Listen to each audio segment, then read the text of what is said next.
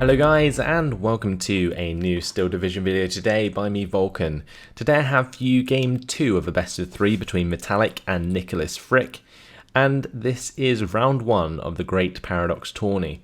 Now remember guys, after this series is complete we will be moving on to round 2 of the Great Paradox Tourney, which will introduce us to some really interesting games due to the experienced players playing against each other.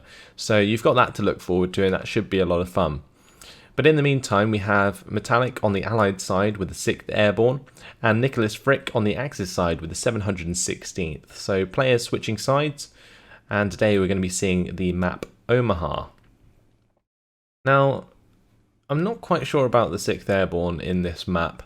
It's obviously quite enclosed, and some of the town engagements might cause you to have a use for airborne paras, but in general, because of like how open the ground is, I feel like airborne paras and a lot of the infantry that the 6th Airborne can field, they can get pinned down very easily unless smoke is used exceptionally throughout the game.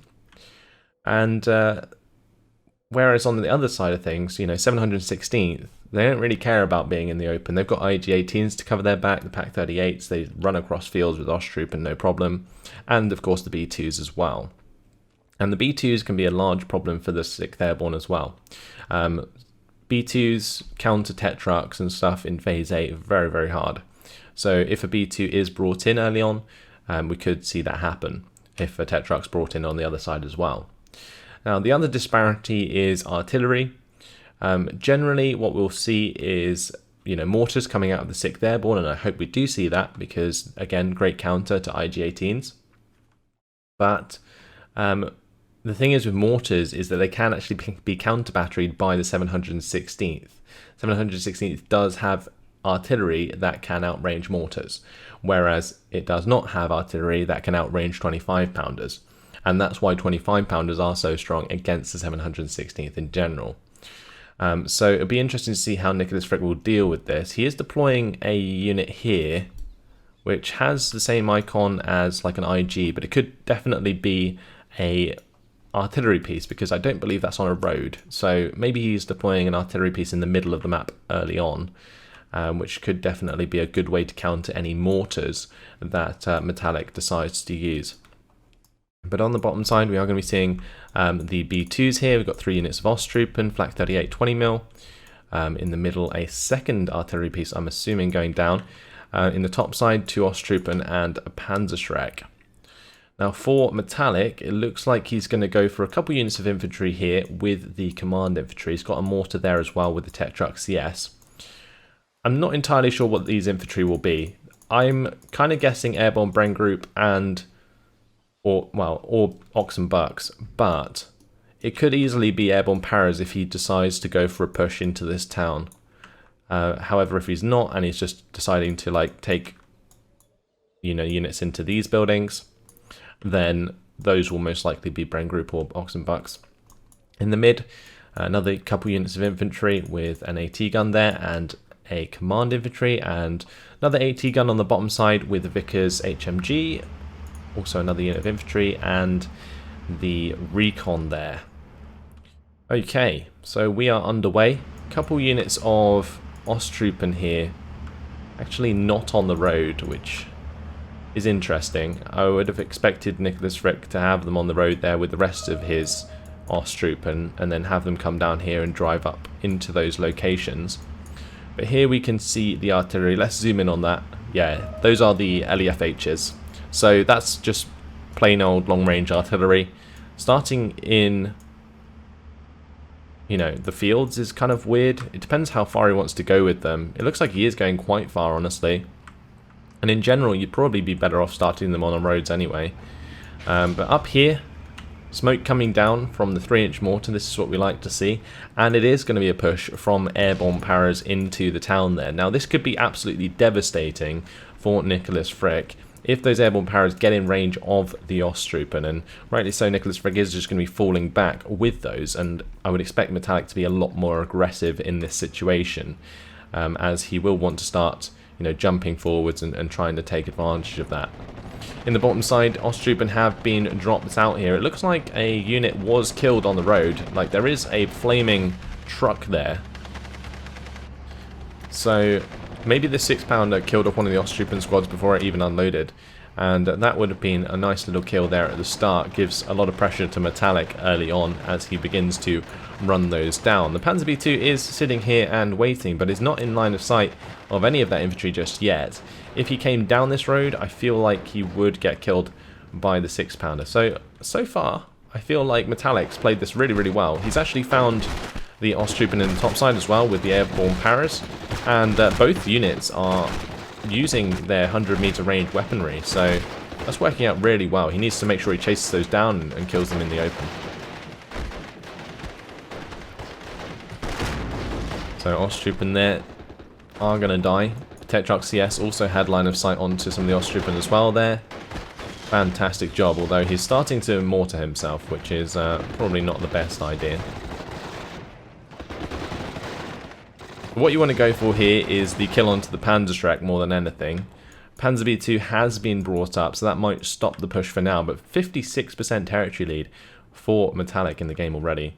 So yeah, 2 LEFH 1419s purchased at the start of the game for Nicholas Fricke, and honestly that's an interesting choice, I feel, because IG-18s work really well against these infantry pushes that Meta11ic is making. And not having them is causing, a little bit of a problem, especially in this top side, where an IG-18 even on the main road would have just helped prevent the airborne paras from pushing so heavily. We did see the Tetrarch CS go down there, though, to the Pak 37, so that's a nice move from Nicholas Fricke.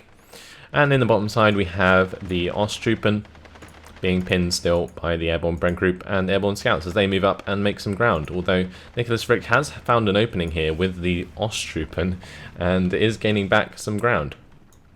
But as long as this LEFH continues to pin the infantry in this town, he might be able to charge some Osttruppen in there and get some surrenders, especially if he starts pinning the airborne leader. But that remains to be seen. Panzer V2 needs to get on the road here and take out that Willys MMG, because that is doing a lot of damage to that Osttruppen squad before it's even pinned down. Wow. 51% territory lead for Meta11ic now. These Osttruppen causing a big issue over here in terms of the territory. I reckon, Meta11ic might even be near a +2 at this point if it wasn't for these Osttruppen. Panzer V2 has come up here. The airborne leader is exposed, really, because if these Osttruppen get into the building there, they will be able to use their machine gun to pin that down. Airborne Brent group has been forced to fall back already. And we will see the 6-pounder hopefully move up soon to take care of the Panzer V2. So the LEFH 1419, that is going to be hitting the infantry in the open down here. Both of these airborne Brent group initially getting attacked by the Osttruppen, but the artillery going to be helping pin those down.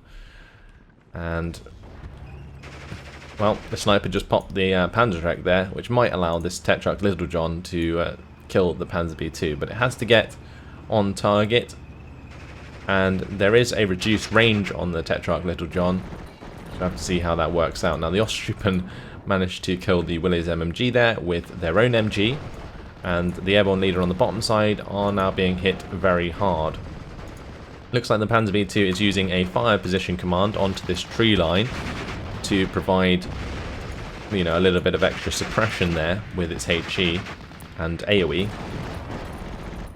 But if one of these units of Osttruppen starts charging that airborne leader, then that will be forced to fall back. Now we see the Panzerhaubitze Lorraine coming up, and that is really good, actually. Really nice choice, because that will definitely help kill off the 6-pounder if he finds it with his Osttruppen.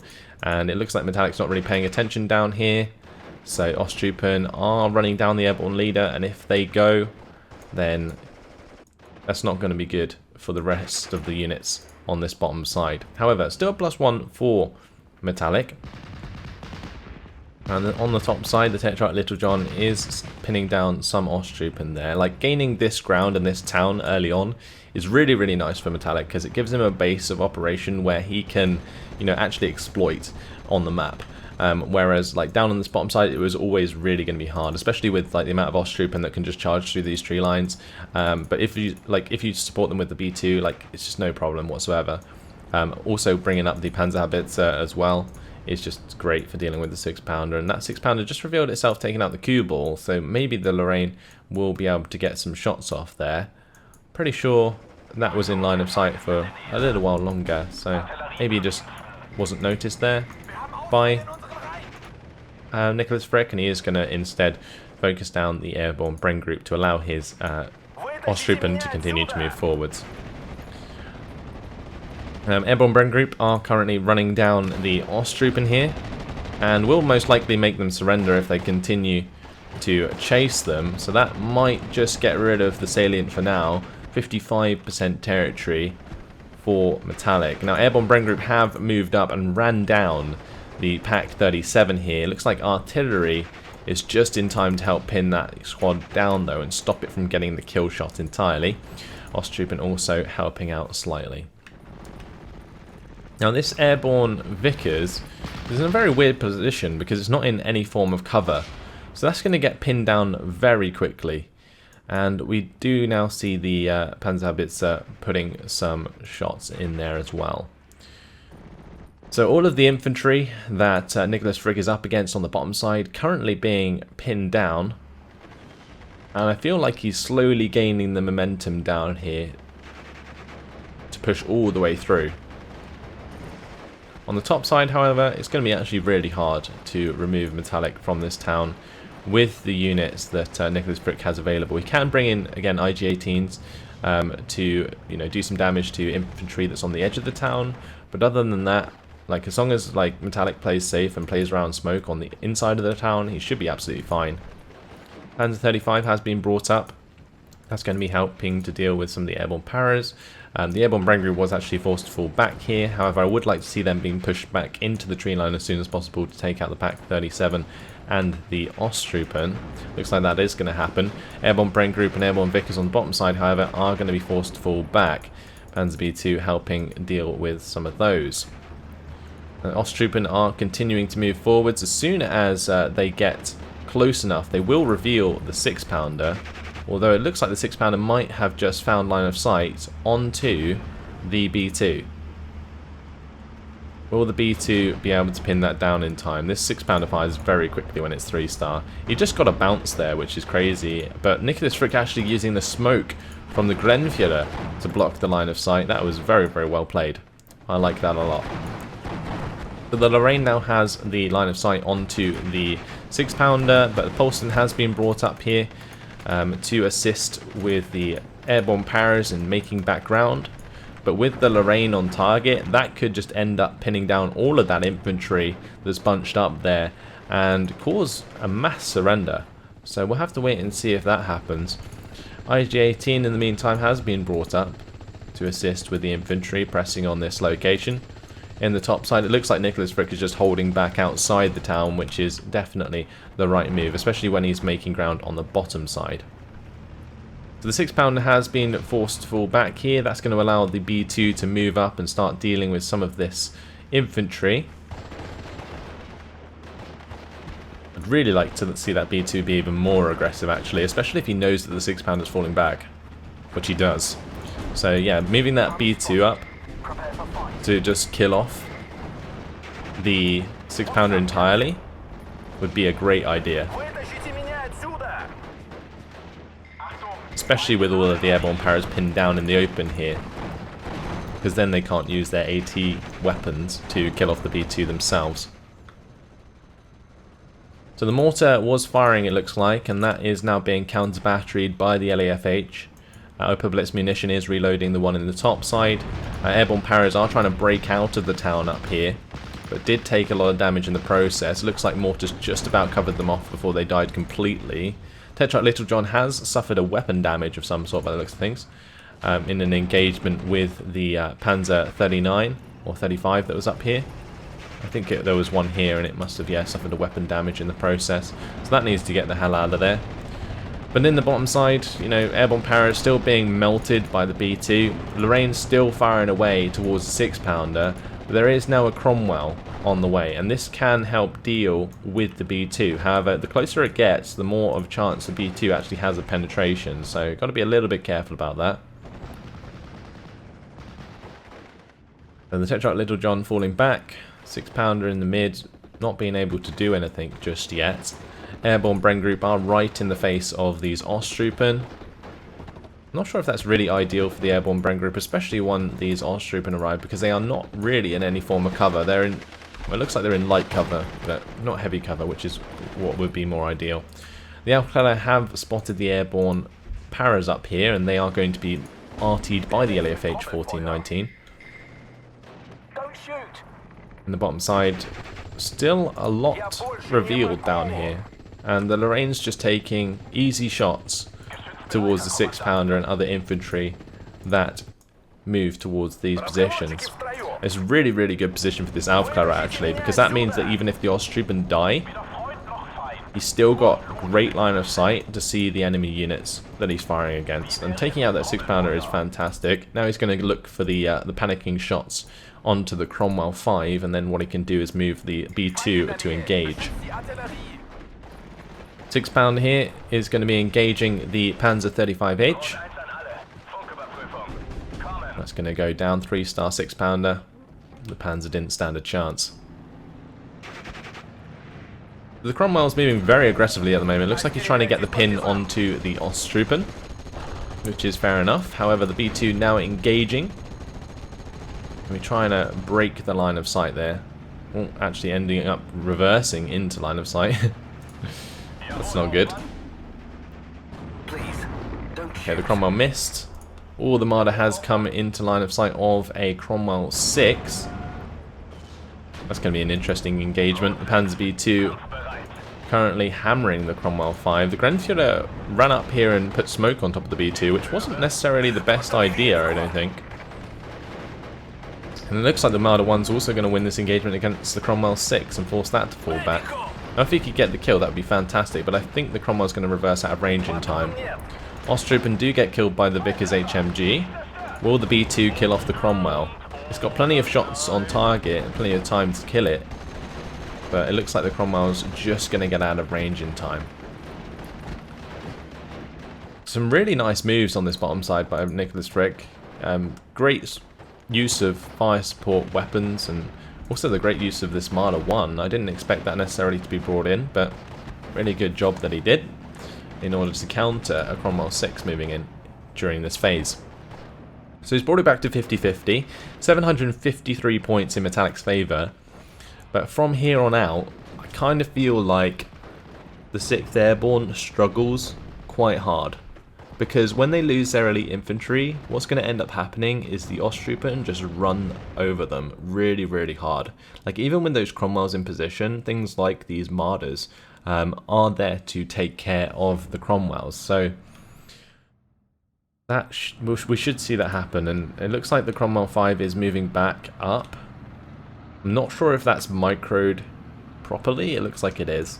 Because sometimes what can happen is when your tank falls back, it will return to the previous location that it was. And if you don't micro it after it recovers, then you put yourself in a pretty bad spot. Pack 37 there, going to be getting a couple shots towards the Cromwell 5. Does have enough AP to penetrate. Looks like the Pack 37 also has sight onto the Cromwell 6, but it will probably die before it kills it. Okay, so the Pack 37 was pulled back. Instead, the Marder 1 is going to continue that engagement, and this time, 1 shot, 1 kill. Guess it's about time that he actually hit the mark. That's the other thing we need to talk about moving into Phase B, Pioneers. They are arriving, and Pioneers devastate air landing so easily that the 6th Airborne is just going to start struggling now. Without airborne paras, or any form of grenade infantry really, other than assault pioneers, you know, these pioneers from Nicholas Fricke will start to dominate in these hound-based areas. I mean, based on that, he's going to end up making ground on both sides very soon. This Panzer B2, not entirely sure what he's got line of sight onto, honestly. Looks like he's fire positioning towards Vickers HMG here, since that is spotted by the Aufklärer. I guess if a HE round does go a bit astray, it will kill the Vickers HMG, but the other thing you can just do is get the Aufklärer close enough to cause a surrender after they get pinned down.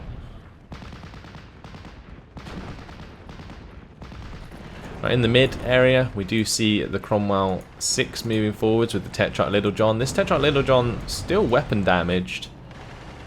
I don't know if Meta11ic aware of that. I'm surprised that hasn't been reloaded just yet. LEFH have been firing away throughout the entire game. The Opel Blitz munitions working well there. Marder 1 B2 combo though really coming to fruition as they remove both the Cromwell 6 and the Tetrarch Little John entirely from the game. Now with the removal of this airborne Bren group and the other squad here in the middle of the map, that will probably push a +1 in Nicholas Fricke's favour. We do see a Mosquito come out from Meta11ic. It looks like he is not going to go for the bombing strike with the ME109G0 coming out to play. And there's not a single piece of AA on the map yet, so neither player is really playing around the Air Force just yet. It looks like that ME109 was just a reaction to the introduction of the Mosquito. So some new infantry arriving on the bottom side. This is going to be the Italian infantry. They will be able to start taking out these airborne paras. There is a 17 pounder moved into this bottom side, so that could easily get a kill onto one of these tanks if he's not too careful. But as soon as it reveals itself, there's two of these Lorraines here now, and they will do the rest of the work. The B2 is now chasing down the Cromwell 5, and that has its crew knocked out, so plenty of shots on target. The Marder 1 also on target there as well. Or driver wounded, and that's going to be enough for the Marder to get the kill. So yeah, the +1 in Nicholas Fricke's favour. Mosquito has come in to drop those bombs. The Flakveling on the truck there, doing quite a lot of morale damage to the Mosquito, but not quite preventing the bombing strike entirely. But with the Pioneers and the B2 combo here against air landing, I feel like the Pioneers are going to win out. We've also got the Italian infantry flanking on the top side. This map is certainly starting to look dominated by Meta11ic. There is very little units on the side of Meta11ic right now. I mean, I genuinely just thought for a moment there that I was on, you know, Nicholas Fricke's point of view, and that was just all I could see. But I mean, seriously, there is barely any units left for Meta11ic. He's got a little bit of a presence around this town. He's been pushed out of the top town in the bottom side with those tanks going down, the Cromwell 6 and the Cromwell 5. There's just a big old gap down here, and the Lorraines aren't going to make it any easier as they now find artillery shots towards the Polston and what looks like the 17 pounder. Maybe the Aufklärer has already spotted that. No, not quite. Maybe he's just aiming at the reinforcing road preemptively.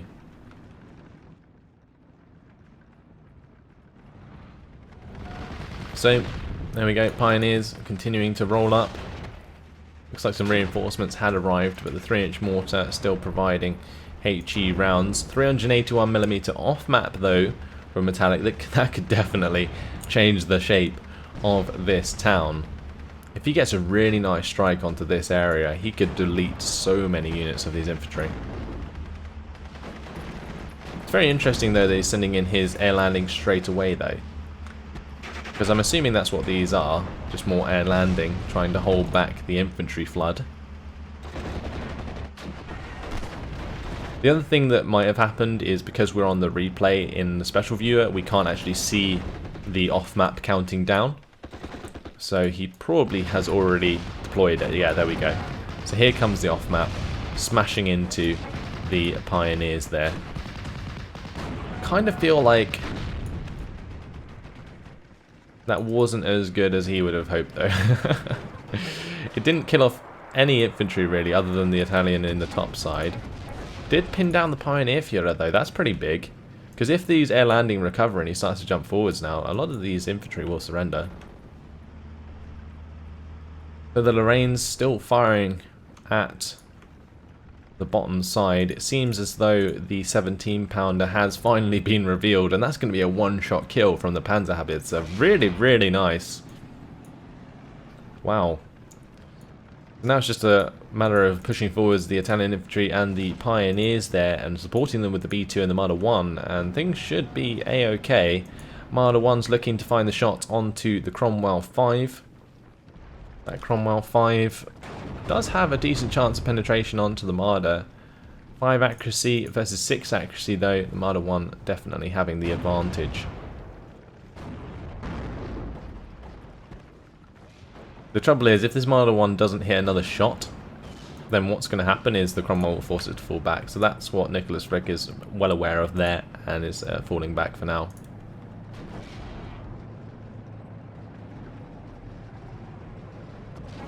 Looks like the Panzer, or the Pak 38, or that 37, sorry, is hitting the Cromwell 5 there. And, well, once that causes the Cromwell 5 to fall back, the Marder 1 can then be used to engage that once again. Now this is interesting because this Italian infantry isn't seen here, and if it gets it within 1,000 or 150 meter range, Panzerfaust will do the job. Mosquito brought in to bomb out the Pak 37. And then the top side, looks like more air landing have died off thanks to the Pioneers.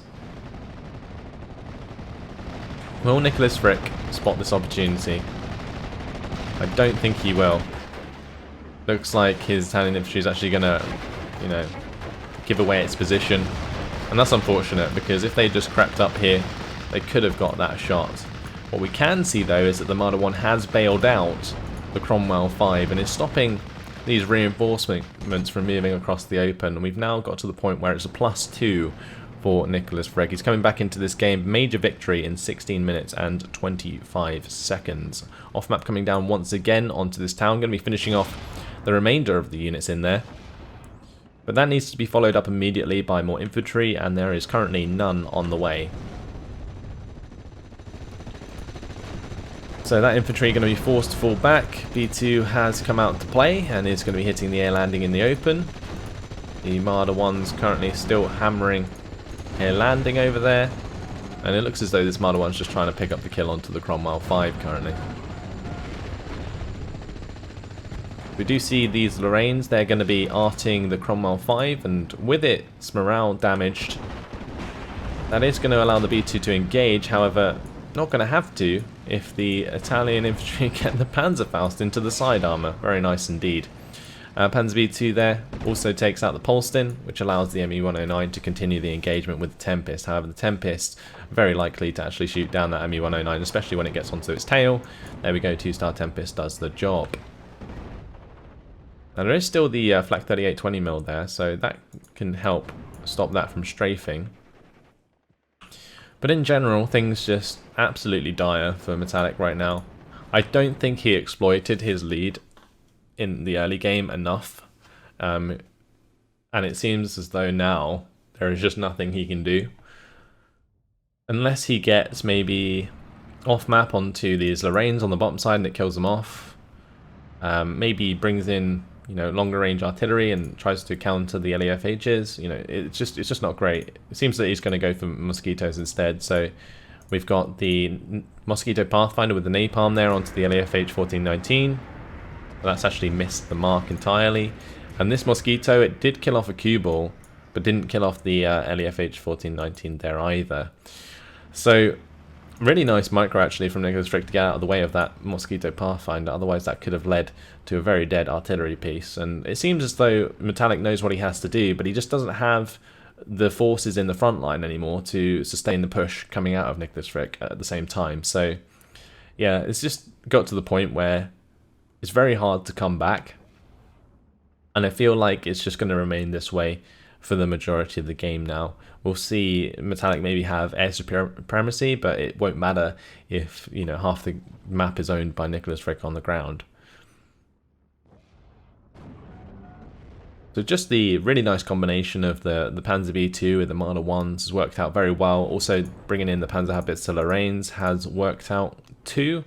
And there is even more reinforcements coming in for Nicholas Fricke into this town, which is going to, you know, help him hold that with the against the reinforcements of Metallic, which is going to be probably just this one unit of air landing, and it isn't even traveling towards that town. So this is just very, very sad now for Metallic. He's just got to keep playing this out. This Challenger is looking for the shot onto the Marder 1. I might find it, honestly. We might see a kill shot come out there, but actually the Marder 1 just getting out of range in time.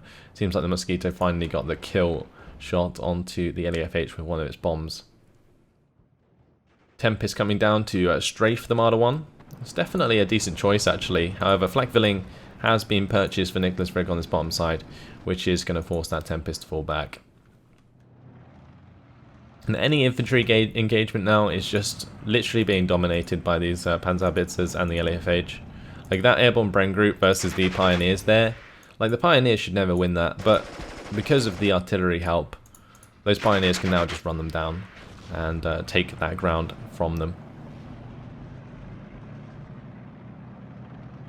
And the Challenger finding a shot onto the Marder 1 once again. And it looks like Nicholas Fricke is going to be trying to land some Lorraine shots so that he can engage it with his second Marder 1. Seems like Metallic's aware of what's going on and he's going to have to fall back in order to avoid an unfavourable engagement.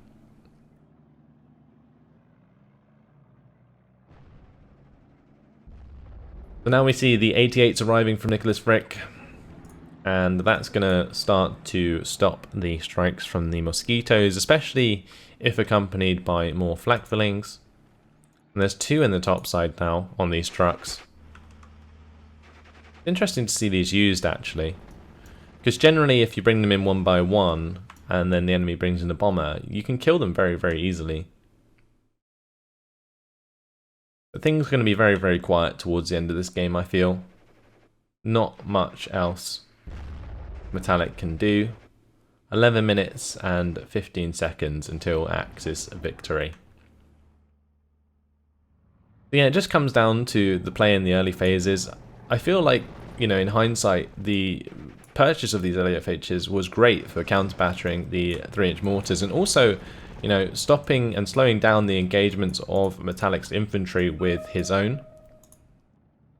So that was really, really well played there, and just like the accompaniment of these Lorraines and the B2, like Marder combo down here, has worked out very, very well as well. And that Mosquito, I think, got off 3 bombs, but forced to fall back. That bomb nearly hits the Opel Blitz munition. Seems like he has managed to force the Lorraines to fall back, but that is only temporary, and yeah, it's not going to help him out too much at this point. Even more tanks arriving from Nicholas Fricke, bringing up the remainder of his Panzer 35Hs. I think we also saw a Panzer 35H over here as well, with the snubby gun, a little less AP than the other Panzer 39H, I think it is, that you get. Mosquito Pathfinder coming up. That's actually going to be finding the Napalm Strike onto the Flak 88 there. That 88 should be able to get out of the way. It depends really, because what happens is it gets pinned down, and obviously if you leave it in the flames it will die. It really depends just where the 88 decides to fall back to, because at this rate, if it continues in that direction, it's just going to fall back into the other flames. That's often something that happens quite a lot, and it's kind of frustrating. So there it's just kind of committing suicide by moving back into those flames. I don't think it will die completely, just because it won't have enough time to take all of the health points and damage, but we'll definitely leave it on a lower health than is ideal for Nicholas. Still 9 minutes left on the clock. Panzer 35Hs have been brought up.